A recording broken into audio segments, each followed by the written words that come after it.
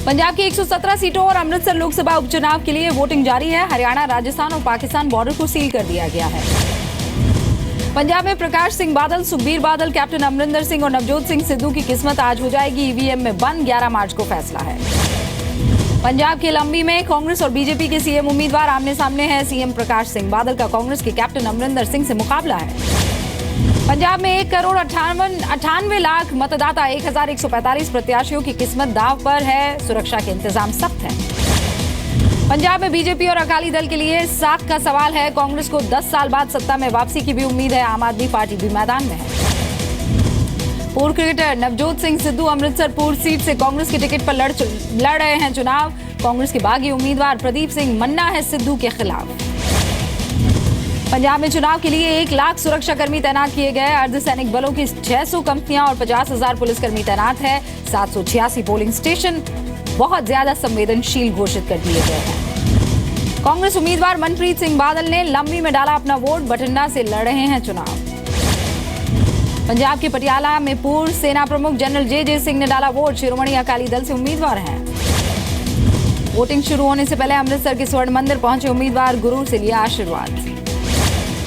Jalandhar cantt से कांग्रेस उम्मीदवार परगट सिंह ने डाला वोट। लोगों ने कहा अपना वोट का इस्तेमाल करें, लोगों से की अपील। ईवीएम में खराबी की वजह से जालंधर के बूथ नंबर 66 में देरी से शुरू हुई वोटिंग। लोग वोट डालने के लिए करते रहे इंतजार। अमृतसर के बूथ नंबर 124 और 125 में भी ईवीएम खराब। 40 मिनट देर से शुरू हुई वोटिंग। पंजाब और गोवा चुनाव पर जी न्यूज की बड़ी कवरेज। वोट दीजिए, सेल्फी लीजिए और हमें भेजिए #वोटों की बारात पर। गोवा की 40 विधानसभा सीटों के लिए मतदान जारी है। 251 उम्मीदवार आजमा रहे हैं किस्मत। सुबह 9 बजे तक 15% वोटिंग।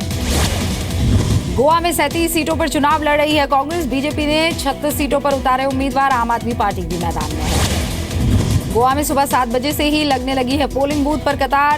1642 मतदान केंद्रों पर वोटिंग के लिए सुरक्षा सख्त है।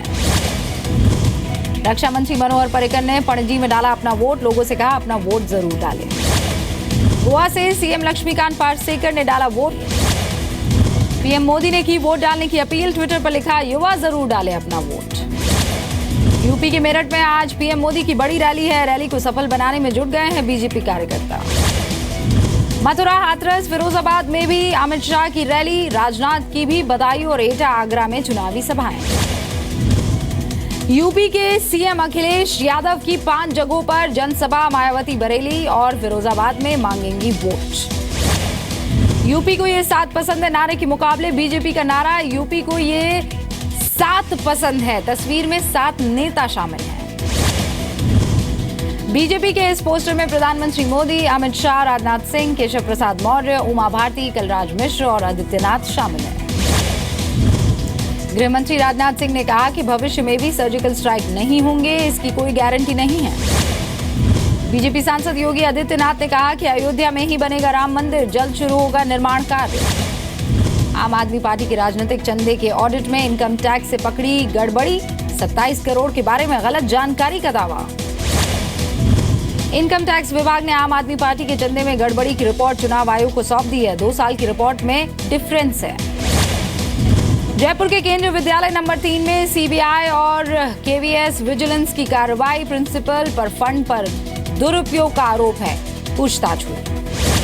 दिल्ली के आनंद विहार पर बस अड्डे से 1 करोड़ के नए नोट बरामद हुए। चेकिंग के दौरान 2 लड़के से मिले वोट। बिस्मिल्लाह खान की शहनाई चोरी केस में उनके पोते नजरे हसन की जमानत अर्जी खारिज हो गई है। शहनाई की चोरी के आरोप में हुई थी गिरफ्तारी। मुंबई के स्कूली बच्चों पर रेड कैंडी का खतरा है। कैंडी के बहाने बच्चों तक ड्रग पहुंचाने के अलर्ट से मां बाप परेशान हुए। इलाहाबाद के कोल्ड स्टोरेज में गैस रिसाव से हड़कंप मच गया है। सांस लेने में प्रॉब्लम हो रही है। हरकत में इसके बाद आया प्रशासन। पहले भी गैस लीक हो चुकी है। 500 और 1000 के पुराने नोट जमा कराने का अब नहीं मिलेगा मौका। विदेश में रह रहे भारतीयों को सिर्फ 31 मार्च तक की छूट। सेविंग्स अकाउंट से पैसे निकालने की लिमिट जल्द हो सकती है खत्म। वित्त मंत्रालय ने दिए संकेत। अभी 24,000 तक निकालने की छूट है। सर्विस चार्ज की लूट पर नकेल कसने की तैयारी है। सरकार सर्विस चार्ज की तय कर सकती है सीमा। मनी लॉन्ड्रिंग केस में ईडी ने दायर किया पहली चार्जशीट में एक्सिस बैंक के अफसरों के नाम भी शामिल है। वित्त मंत्री अरुण जेटली का बयान, कहा जीएसटी लागू होने पर काले धन पर मिलेगी लगाम। सांसद राजीव चंद्रशेखर का राज्यसभा में प्रस्ताव, पाकिस्तान को आतंकी देश घोषित किया जाए। जम्मू कश्मीर के बारामूला में एक आतंकवादी गिरफ्तार कर लिया गया है। 55 राष्ट्रीय राइफल्स ने सर्च ऑपरेशन के दौरान पकड़ा इसे। जम्मू के सांबा सेक्टर में आतंकियों की घुसपैठ नाकाम हुई है। खुफिया सूत्रों के मुताबिक पिछले 15 दिन से घुसपैठ करने की फिराक में आतंकी। नागालैंड में हिंसा पर केंद्र गंभीर है। किरण रिजिजू बोले, हिंसा से रास्ता नहीं निकलेगा। गृह मंत्रालय में बैठक।